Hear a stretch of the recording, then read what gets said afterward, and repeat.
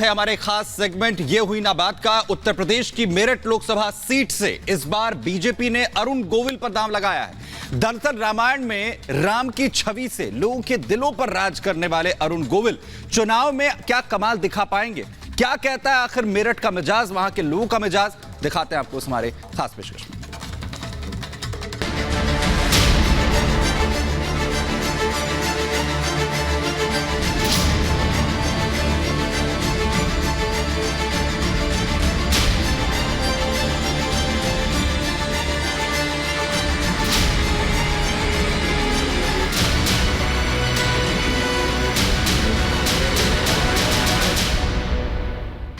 आपके साथ मैं हूं सुचरिता कुकरेती और मैं पहुंच गई हूं मेरठ लोकसभा सीट, जहां से बीजेपी ने प्रत्याशी के रूप में उतारा है पर्दे के प्रभु राम अरुण गोविल को।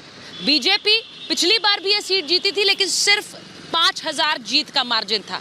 इस बार बीजेपी उम्मीद कर रही है कि न सिर्फ सीट लेकर जाए, बल्कि जश्न भी कुछ ऐसा हो जैसा अयोध्या में राम लला के आने का। राम आएंगे, राम आए हैं, राम आए हैं, हम उनको लाएंगे, यूपी में फिर से हम भगवा लहराएंगे, मेरठ में फिर से हम भगवा लहराएंगे। जय श्री राम।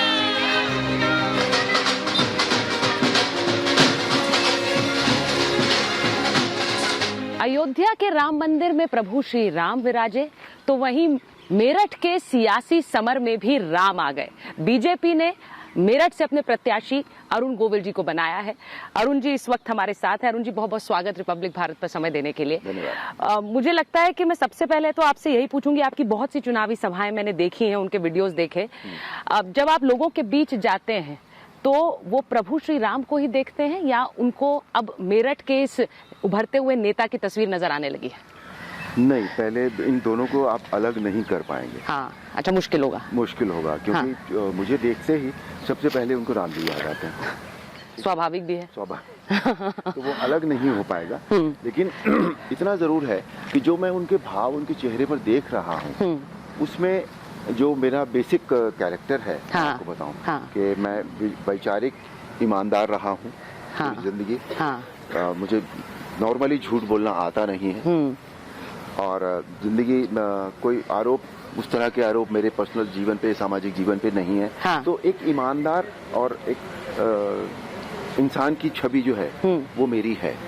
तो उस नाते वो सब जानते हैं। वो तो राम जी को और एक ईमानदार इंसान की छवि को आप अलग नहीं कर सकते। तो उन्हें मुझे देखते ही जो उनके चेहरे पर जो खुशी आती है, मतलब वो दे बिकम, जिसे कहते हैं ना, हिंदी में एक शब्द होता है भाव विह्वल, वो हो जाता है। तो अब उन दोनों को आप अलग तो आपके पास सभाओं में लोग अपनी कोई समस्या लेकर आते हैं या कहते हैं भगवान राम हमें आशीर्वाद दे दीजिए? नहीं, समस्या इससे खुश हो जाते हैं। बात ही नहीं हो रही है और सभाओं में मैं भी अपना मुंह खोल नहीं पा रहा हूँ। अच्छा। क्योंकि हजारों की तादाद में भाई बहन होते हैं दोनों तरफ और सबको आरती उतारते हैं, फूल पूरे दिन भर में मुझे लगता है 1 टन 2 टन फूल मेरे ऊपर फेंक दिए जाते हैं। आरती उतारते हैं, औरतें आती और उसके लिए मतलब घुस जाती है पकड़। तो मतलब मुझे लगता है धारावाहिक से ज्यादा आपको अपने प्रभु राम के स्वरूप का शायद एहसास चुनावी सभाओं में हो रहा होगा। हाँ।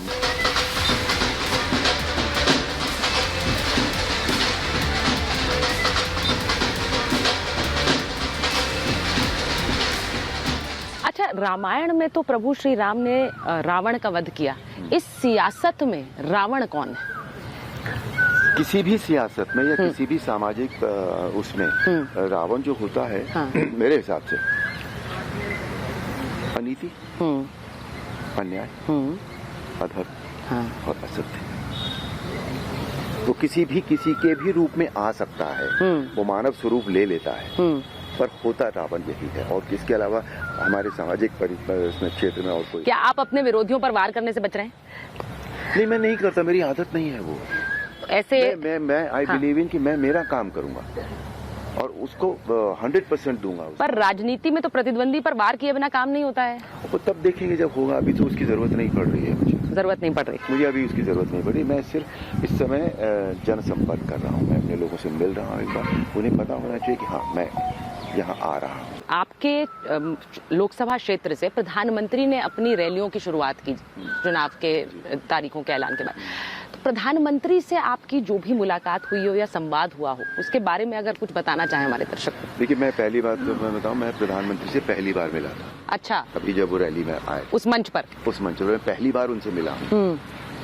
और उन्होंने मुझसे हैंडशेक किया, जो हैंडशेक बहुत स्ट्रॉन्ग, वार्म, हाँ, और it was full of emotion kind of thing, you know. अच्छा। हाँ, और उन्होंने एक ही मुझसे शब्द कहा, स्वागत है। हाँ। That's it. तो मेरी इतनी ही उनसे बातचीत हुई है। और जाते वक्त वो फिर ये इतना सा एक सेंटेंस फिर कह के गए, खूब काम करो। That's it.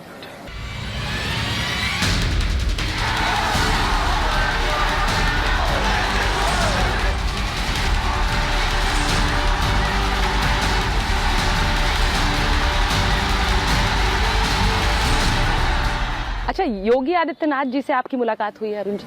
हाँ, उनसे पहले भी 2-3 बार हुई। हाँ। जब कभी लखनऊ जाना हो तो कभी कभी होता है ना, किसी व्यक्ति से मिलने का मन करता है, कोई काम नहीं होता उनसे, ऐसा जरूरी अच्छा, नहीं होता आपका आप योगी आदित्यनाथ जी से मुखातिब या फिर मिलने का मन आपका रहा पहले भी, जब आपको नहीं पता था कि राजनीति में आप आएंगे, या ये राजनीतिक मुलाकात थी? नहीं, मैंने वही बताया। हाँ। मुझे कोई काम नहीं था, मैं 2-3 बार उनसे मिला हूँ लखनऊ में।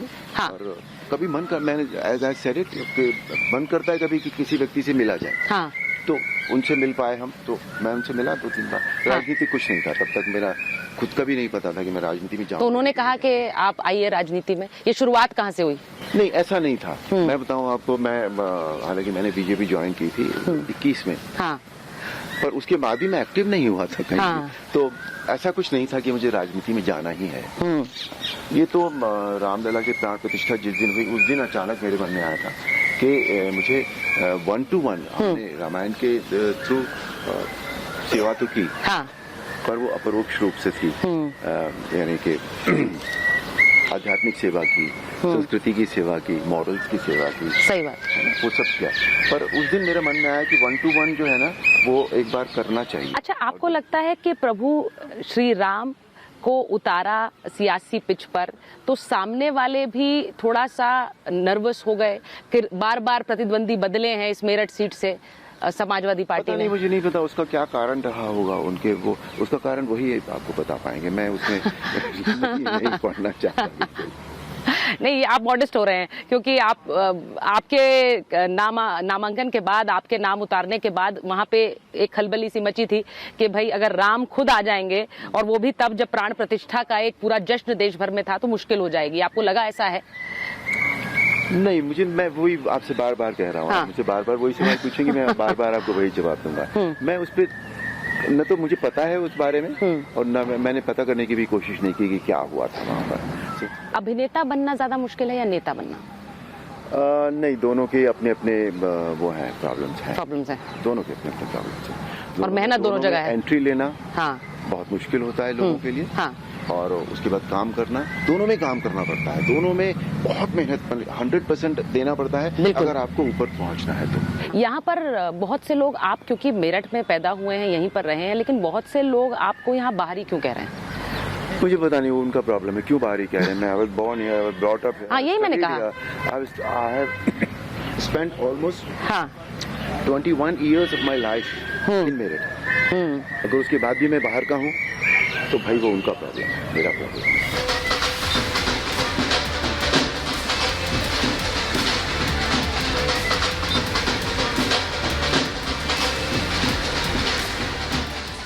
अरुण जी, कोई हार पहना रहा है, कोई फूल बरसा रहा है, कोई मुझे लग रहा है कि नतमस्तक है आशीर्वाद देने के लिए। सभी लोग आशीर्वाद दे रहे हैं, सब लोग प्यार दे रहे हैं।